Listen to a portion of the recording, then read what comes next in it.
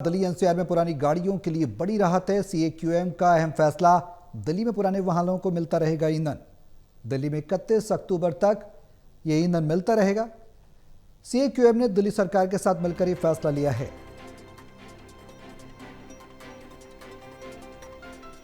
तो दिल्ली एनसीआर में पुरानी गाड़ियों के लिए बड़ी राहत के तौर पर इस खबर को देखा जा रहा है। इससे पहले भी हमने देखा कि आम आदमी पार्टी के नेता प्रतिपक्ष आतिशी ने दिल्ली सरकार के इस फैसले पर कई सवाल खड़े किए।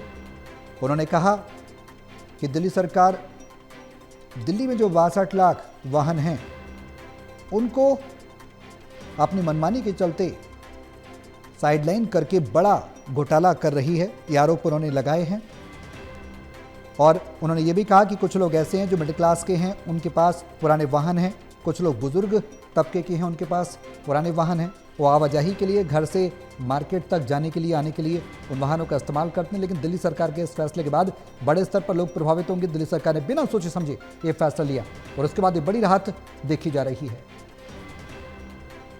टोटल न्यूज के संवाददाता दिल्ली से प्रणय शर्मा हमारे साथ फोन लाइन पर ज्यादा जानकारी के लिए से उनका रुख करेंगे। प्रणय, क्या कुछ जानकारी है, कितनी बड़ी राहत के तौर पर देखा जाए?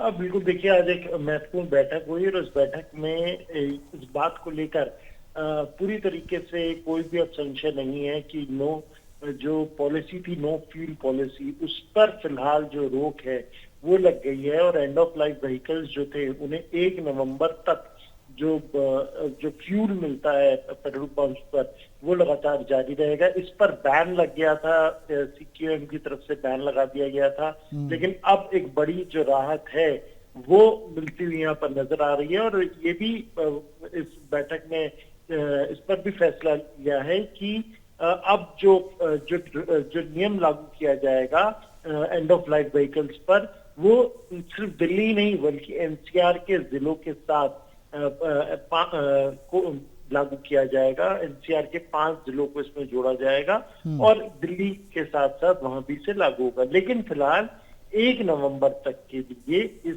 जो पॉलिसी है उसे होल्ड कर दिया गया है। दिल्ली सरकार ने पहले ही ये बात कही थी कि जनता को लेकर जो परेशानियां हो रही हैं उसे ध्यान में रखते हुए उन्होंने सीएक्यूएम को पत्र भी लिखा था और उन्होंने ये बात भी कही थी कि अगर जरूरत पड़ेगी तो वो कोर्ट का दरवाजा भी खटखटाएंगे।